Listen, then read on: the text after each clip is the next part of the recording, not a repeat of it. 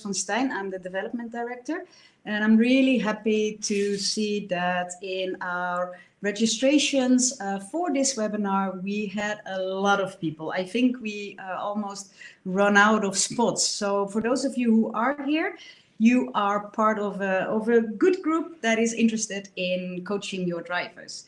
Now, the title of this webinar is No Time to Coach Your Drivers, You Will Miss Out on Performance Management. And in more or less 45 minutes, we will start talking and exploring on why coaching of drivers is so important.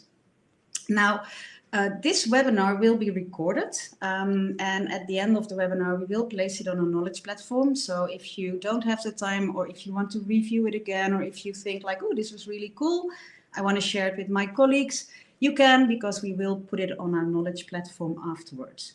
Now, I see already some things happening in the chat box, so very good that you found that. Hi, everyone.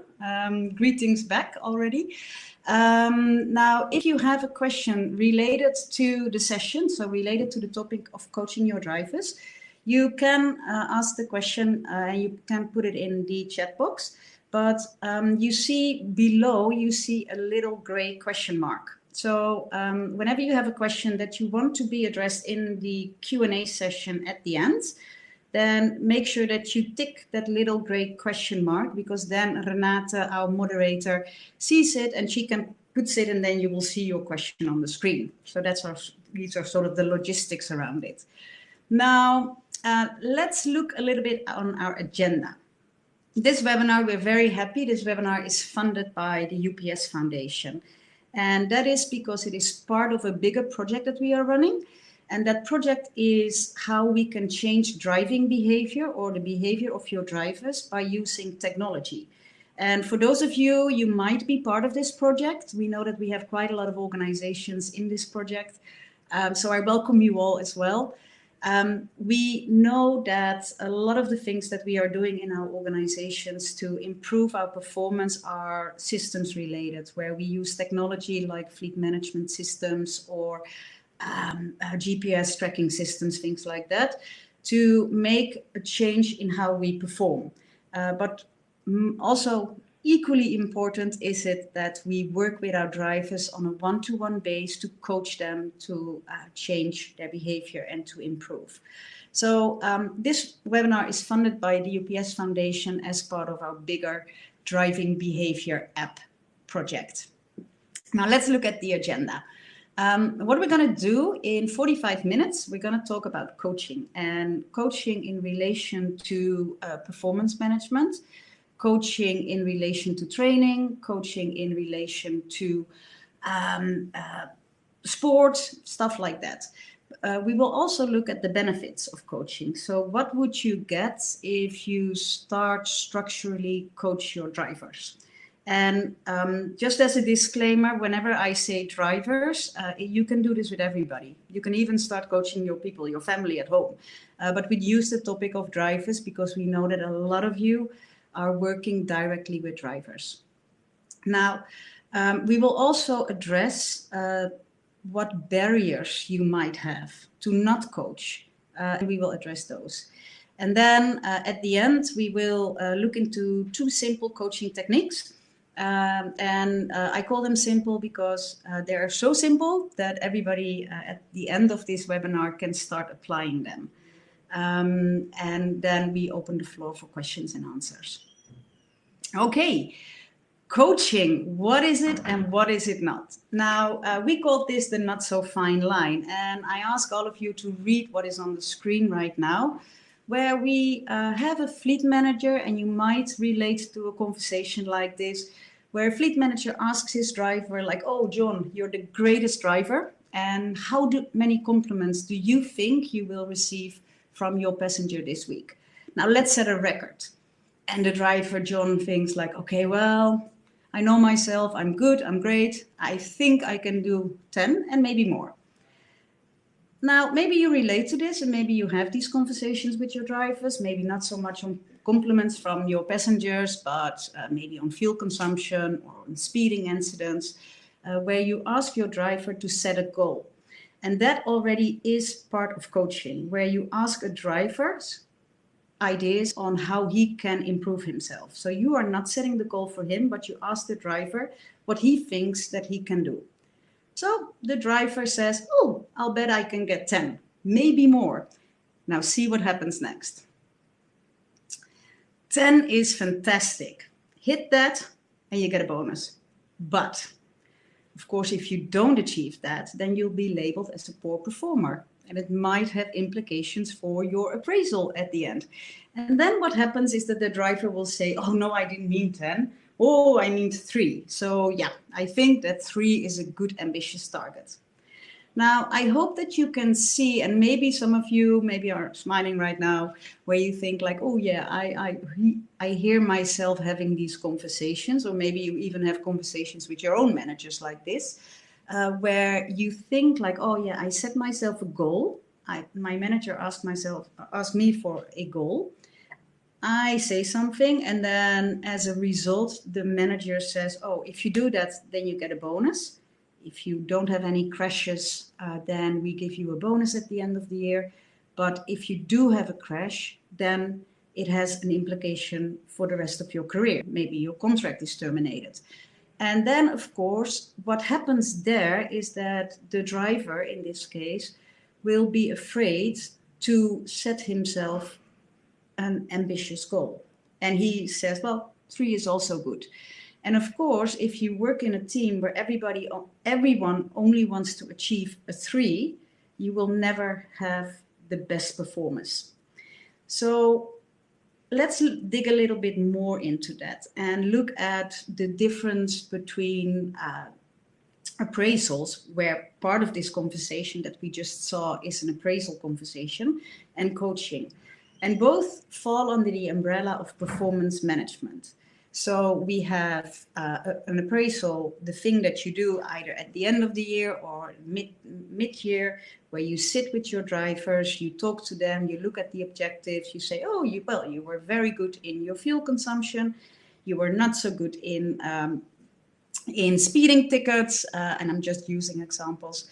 That is the appraisal. You sit down, you put it on paper, and normally it also has an implication for maybe a pay raise, or it has an implication for a promotion or a demotion. Now, coaching is the other part of the performance management umbrella, where coaching is much more informal. Coaching is much more less structured. Coaching you can do all the time. Coaching you can do both on the short term, where you coach a driver for his day-to-day tasks. So you can coach your driver on how to become better in his relationship with the passengers, for example. Or you can coach on the long term, where you say, oh, I have a very good driver and I see that he has more, that he can do more. Maybe he can be the person who collects all the data and keys the data in, and then it becomes part of his career development. Now, if you look at appraisal and coaching, there's also a difference in how much time you spend on it. So for your ongoing performance management relating to continuous improvement of your team, 5% of your time is normally spent on appraisals, because it happens at the end of the year, and in some organizations it happens mid-year, but that's it. And it goes to HR, and HR puts it in a file, and that's it, right? Now, coaching, you do 95% of the time. In all the interactions that you have with your team, with your drivers, maybe the admin people that key in the data, there is where you coach. Now, that is coaching, the difference between coaching and an appraisal. Now, we also hear quite often that coaching is training. Well, and we put it in big fat letters, coaching is not training. And let me tell you why. So training is often used to transfer knowledge and skills. It's used in a group setting. So you all go to a classroom or you go to a conference room and you sit down and you start your training. It is also often put in place if either you have new hires or you have refreshers, or if your organization starts a new activity and you need to learn something completely new in your knowledge or your skills, then we often talk about training. It is usually structured. So you get an invitation, there's an agenda, there's outcomes, there's an evaluation form. All of that is part of training. And it's very much learner focused. So it is, you don't know something, we train you, and then you do know something. And that's also the last point where in most trainings, it is 75% of the time the trainer is directing you. Do this, do that, push here, press that, these kind of instructions. And 25% of the training is normally guiding.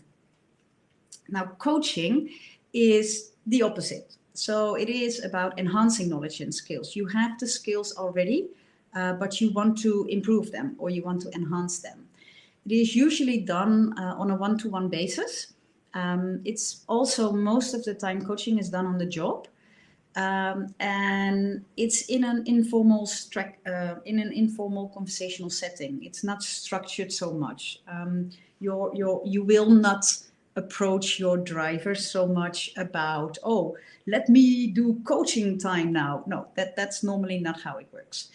And the big difference between coaching and training is that coaching is always depends on the ask from the coachee. So when we think about drivers, then your driver will come up with an issue or a challenge or something that he wants to improve, or something that he is confronted with and he wants to do it differently. And it really depends on the ask from him, whereas training is much more where you as a manager or a supervisor have identified that somebody needs to improve on something.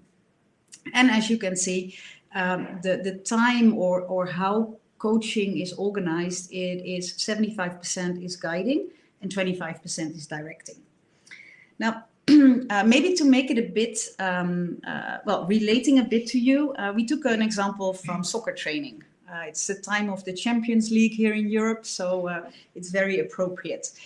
Now, with a soccer training, football training, a trainer could say to a player, like, okay, when we have a free kick, this is exactly what I want you to do. I want you to put the ball here. I want you to go and stand behind the ball, and then I want you to take a kick. Now let's work on it and practice it, but I want you to do it my way. That's training. It's very direct. It's directing. It is not so much guiding. It is, okay, I'm going to tell you as a trainer how I think that you should do it so that you learn how to do the free kick next time. Now, a soccer coach, if you do it in a coaching way, then the conversation could be like, oh, well, you are the best player to take the penalties. Let's develop your abilities and let's see how you think that we can make it even better. And then, of course, a player could say, well, I think that I should put the ball here, and then if I kick it this way or that way, then maybe the chances that it sort of ends up in the behind the goalkeeper are improving. But I hope that you can see that there's a difference where in the coaching, the soccer coaching style, that the player is in the lead to find the solution, not so much with the training. Now the big question, why should you do this? Why should you think about these things? Why should you develop your coaching skills? That is because your people, your drivers, are your most valuable resource. You can have the best vehicles, you can have brand new 4x4s, you can have the best systems, but if your team of drivers is not coached, if they are not engaged, if they don't feel appreciated, if they don't feel that their manager wants to work with them to make them better, then your new vehicles and your systems and nothing will help you. So, and that also brings us to maybe a key message for today in this webinar is that if you look at your agenda and if you look at your time, then also you should spend a lot of time coaching, and we will come back to that.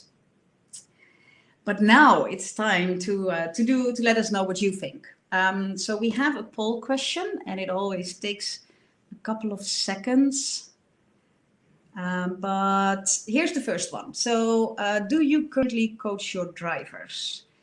And you can participate by just saying yes or no.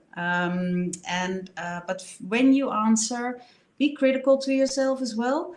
That when we say coaching, that it is really about the coaching where you develop people, where you interact with your drivers on a day-to-day basis to make them better, that you ask them questions, that they are in the lead of their development. Now, if you do that, and I think that we do have, I'm looking at Renate who coaches me that I have to wait for a couple of more seconds. Okay, that's, yeah. I see that we are going to have, well, let's see what the answers are. Okay, so what I do see is that, well, let's say the majority of you, if I look at the results, the majority of you do already coach. But there are still some people that we need to convert throughout this webinar to really say, okay, coaching is a good thing for us. So we're going to throw in another poll question just because we like it. And our next poll questions, and it's especially for those of you who said no, but also for those of you who said yes, to think a little bit about what can keep you from coaching. So what are reasons why you do not do it or why you cannot do it? And we listed a couple of them. So it might take too much of my time. I don't have the time. And then, but what is in it for me? What is in it for me as a manager? That's the third one. And then the last one is where you say, well, it's a mix of all of those and more. So let's see what happens here. So coaching takes too much of my time. I don't have the time. What is in it for me? I can coach everybody, but then how do I profit or benefit from that? And then the last one, a mix of all of those and more. Let's see.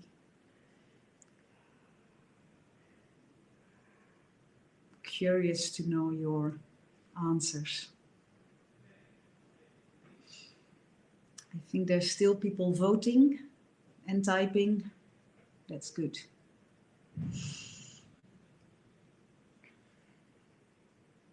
Okay, let's look at our. Okay, so most of you say, well, it's a mix of all of those and more. Coaching takes too much of your time and you don't have the time. And then what is in it for me?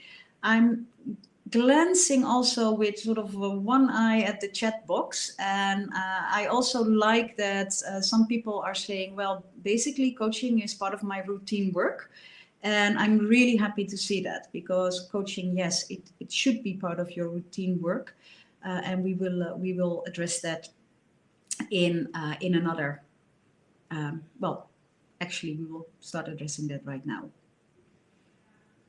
So let's look at those barriers. What are the barriers? So some of you said, well, coaching takes too much time. Now, even though you might think that coaching takes too much time, research has shown that the most successful way of coaching is if you do it in short sessions, but if you do it a lot. So a session of 10 minutes per day is much better than a session of maybe 2 hours every month. And the reason for that is that, well, it has to do with how much people can absorb. And also because coaching, remember, coaching is really done in a very informal, unstructured way. And it's much easier to do that for 10 minutes than to do that for, let's say, 2 hours. So as an example, when your drivers in the morning are doing their routine checks on the vehicles to see if the vehicles are ready to go out for the day, that would be an excellent opportunity for you to start coaching one of your drivers.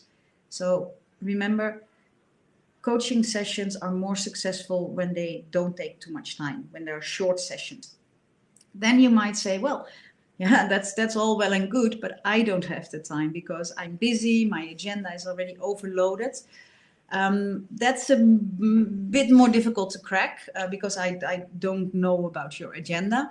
But it basically means that you should reorganize stuff and you should maybe spend less time on other things. We know that a lot of the fleet managers that we encounter, they love to spend time on vehicles and talk about technical stuff and do a lot of technical things. But basically, that time you could spend much better on your drivers and coach them and be interested in them. So coaching, the barrier that we have to remove about I don't have the time lies with yourself, where you are responsible to reorganize your work, but also to don't think about coaching as an extra task. And that's why I like the comment that I just saw is, oh, this is part of my daily work. And where I see another comment right now that there's always time to coach the drivers. I do it on a daily basis. Yes, very good. Now, the other one is what is in it for me, or what is in it for you as a fleet manager? Because when you coach a driver, then of course the driver benefits because you will develop his skills, whether it's a short-term skill, a task that he has to do every day, and the organization benefits because the performance of the organization will go up. But what is in it for you? Well, if you coach your drivers, then ultimately you will have less work. And I'm going to say that again because it sounds a little bit counterintuitive. But so if you will coach your drivers, so you will invest time, you will put time in it, ultimately it will take you less time and you will have more time to relax, to spend time on the important stuff, which is coaching your drivers. But it will remove a lot of hassle from your agenda. And we will look into those benefits a little bit later. But first, I want to talk about then how much time you want to spend on your team. Now, there's a lot of research done, and of course, you cannot spend equal time to each and every driver. You have to make choices. And when looking at that, sort of naturally, or what we do as people is that we tend to give a lot of time, a lot of our management time, a lot of our supervising time goes into coaching the people who do not perform so well. Maybe you recognize that it is always the driver who is complaining or who is speeding or who gives you a lot of headaches in the morning that you will put your time in. Now, actually, what the experts say is that you should not do that. You should actually spend least of your time on these people. You should spend time on your top performers. So 25% of your total coaching time should be on your top performers. And then 60% of your time, so 60% of your total coaching time should be spent on your middle performers. So the people who are not the top, they're not the best drivers, they're not your super duper drivers, but they're the middle, they are good. And the reason why the experts say to do it like this is that if you invest your coaching time, if you invest most of your coaching time into your middle performers, then chances are that a big group of your team will be able to become the top performer as well. And that's where we improve our performance. Remember where we say, okay, use coaching as performance management or improvement of your performance. So spend a lot of time on the people who are performing now as an average, and spend least of your time on the people who are low performers. Okay. Now, the benefits of coaching. There's loads of benefits. Organizations that do coaching on a structural way, they have reported that people are more engaged with the organization, because if a driver feels that his opinion matters, if he can be in the, so to say, driver's seat of his development, if he is asked how things are going, if he's asked how he can improve and what his ideas are for improvement, then of course immediately he will be engaged. And that, of course, then leads to other things like business performance improvement. Organizations have reported that they have improved by 130% in some cases on their business performance. The productivity goes up, because if people feel that that the organization and you as a manager are actively working on their development, then of course they will run harder, to use that expression.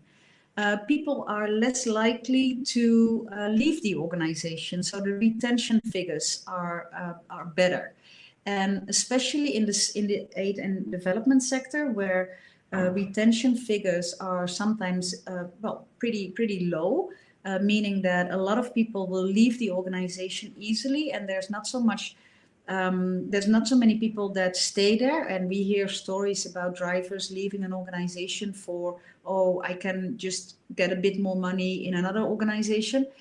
There you want to retain your best drivers. So if you invest your time in coaching, then chances are that your drivers also want to stay with you. Other benefits of coaching that has been reported is that both the managers and the drivers said that it strengthens relationships, and also that, of course, you actively work on skill development. So these are some of the benefits of coaching.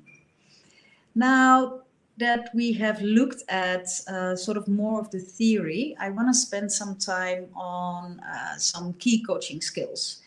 And we're going to look into two, which is active listening and powerful questioning. Now, we are using these two because, like I said in the beginning, in the introduction, these are ones that everyone can implement right after this webinar. And if you are doing it already, then it is just a nice refresher. And if it is new for you, then it's nice to start with these ones.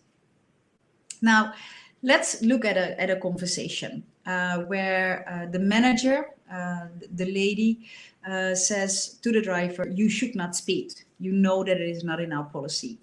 And then the driver gives an answer. The driver says something like, "Oh, I'm worried because today I had the director in the vehicle and he asked me to speed. And when he refused, he started to yell at me."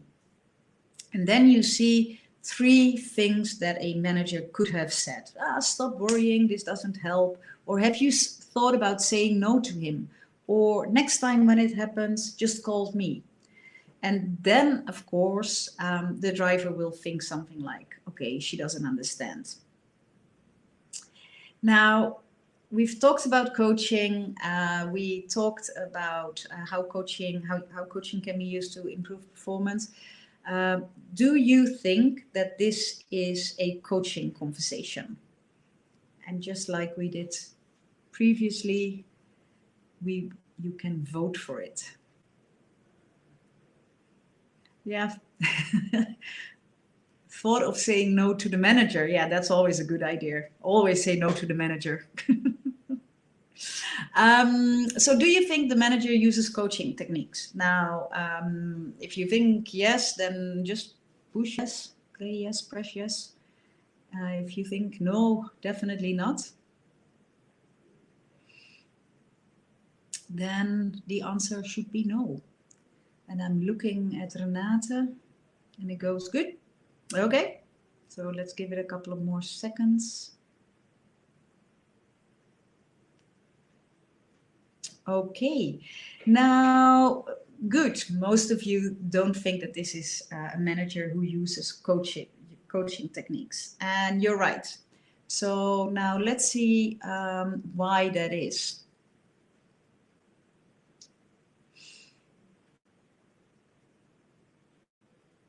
Now we have a driver who has a problem or an issue, and what the manager does, and especially with those 3 questions, like okay, or instructions.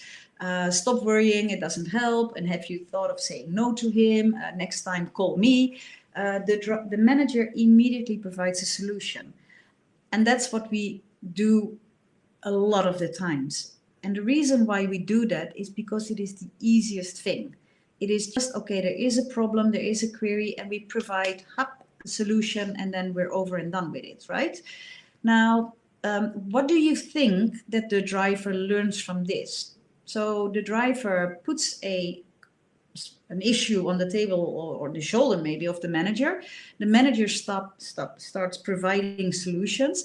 And next time when the same situation happens again, or a similar situation happens, then the driver will again go back to the manager, because she said that, like, oh, next time if it happens, call me. So all that this does is it increases the workloads and the problems and the headaches of the manager, and it increases the frustration of the driver, because he is not helped. Next time he doesn't think like, oh, now I know how to deal with this situation.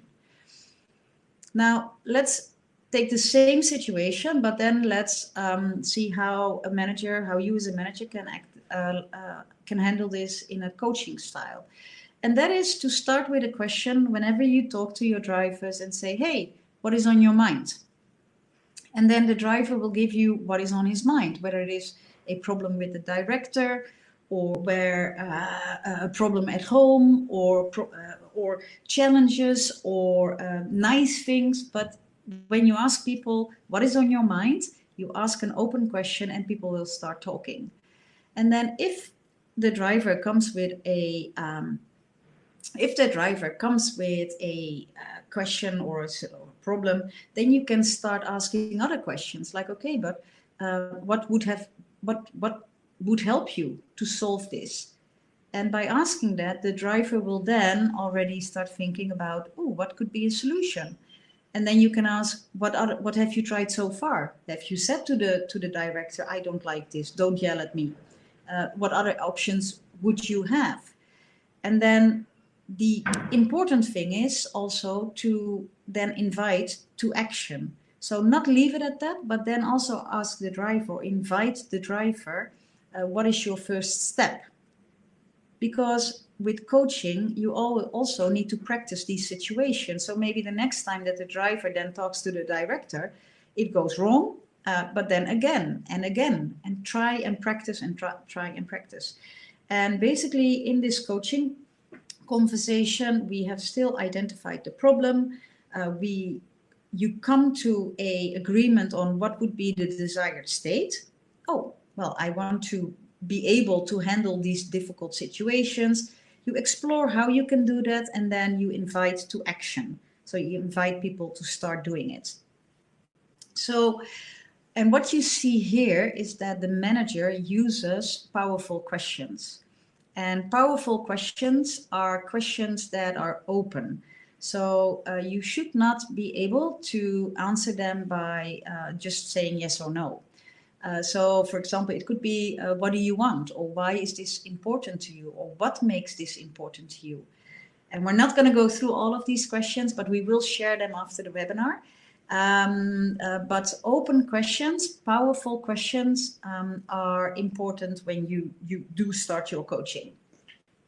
Now, another one is active listening. And that means that whenever you do your coaching sessions with your drivers, that you have to remove all the distractions that you can get. do not have your phone, close your laptop, close all the sessions on your computer, because active listening means that you need to put all your attention to the person that you coach. You have to listen in to speaker signs and sounds. When you ask a driver what is on your mind, and he says, well, I have an issue with the director, and you listen to that, you can ask a second question, which is, and what else? So find the unsaid words or the unsaid challenges or problems as well.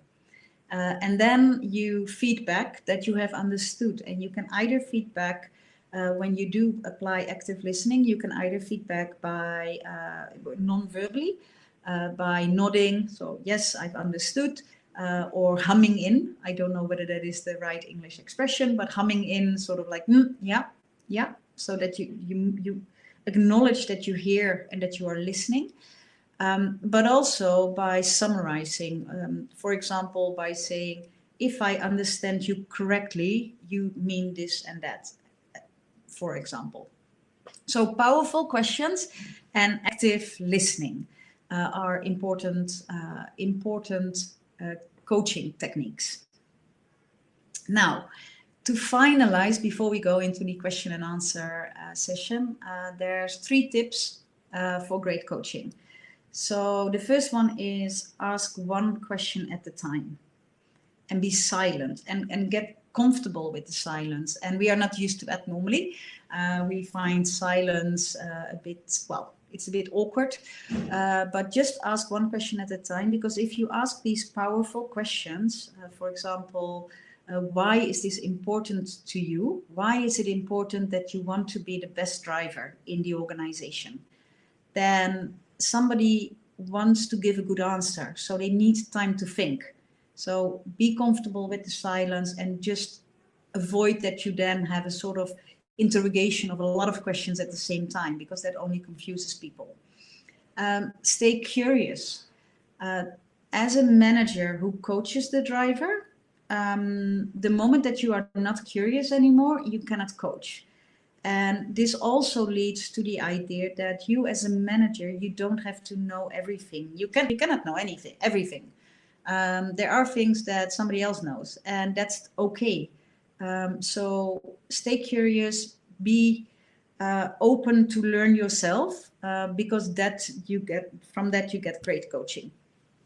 And then finally, use every opportunity to coach. And when I say every opportunity, I really do mean every opportunity. So make it part of your daily routine. Like I said before, use it when you join your drivers for the vehicle checks in the morning, when you are having a cup of coffee, maybe when you go together on a visit to the workshop, to ask these open questions and to actively listen to your drivers. Okay, that's it for now. We are going into the question and answer session. So let's do that. Before we say thank you, we have questions and answers. So I do see one coming up.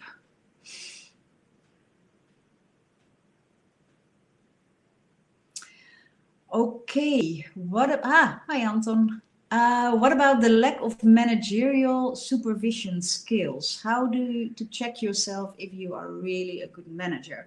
Well, how to check yourself if you're a really good manager? The simple thing is to look for, of course, at your job profile, to look if how do I score myself, how do I rate myself, especially on the competencies that the organization has set. But the truth of the matter is that supervising is not coaching, because with supervising, and that is sort of in the word supervising is really that you want to look at, okay, does this person execute the job to the letter? Does this person really does everything that I asked him to do? Is he completing his task? Whereas with coaching, you are not so much supervising. You are looking for, okay, what is on a person's mind? What is bothering you? How can I help you to become a better driver? What is needed for that? And by start asking these questions, then already you show signs of a really good manager, because then you are actively working with your people. What if driver does not perform? What if the driver doesn't perform after a lot of coaching efforts? Then, well, then you go in the normal appraisal, in the appraisal round. So at the end of the year, then you will address that, and you will also ask the driver why he is not applying, why he's not taking actions. Remember where we said that 5% of your performance improvement management is in the appraisal and 95% is in the coaching. So of course, at some point, those two meet. And also remember when we said that the initiative and the responsibility for the coaching and for putting things in place lies with the driver. So if you have a great coaching session with your driver, and the end of it is that the driver has identified that he wants to explore how to say no to a senior manager in a good way, in a positive way, that he's not going to shout back, but he's going to sort of put in place some borders and saying, no, I'm not allowed to speed, for example. If you see that he doesn't do it, then of course you will address that, where you say, hey, you identified this issue. We had identified also that, or you identified also that this could be one of the solutions, but I'm not seeing you practicing it. So why is that? What makes that you are not putting it in practice? And that can lead to another great coaching session. But of course, I mean, if the driver doesn't perform, then there's always the formal appraisal where you say, okay, well, then this is not the right job for you. I think we have time for some more, right? Yes.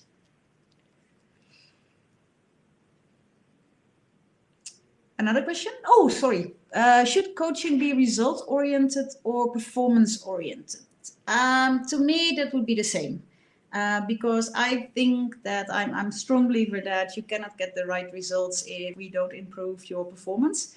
And I'm also a strong believer that if we sort of relate performance also to behavior and attitude and skills, that then the results will follow. Now, of course, let's say if you coach your driver on how to be better in, you coach your driver in how to avoid speeding events, because that's a result, that's a concrete result, you can measure it.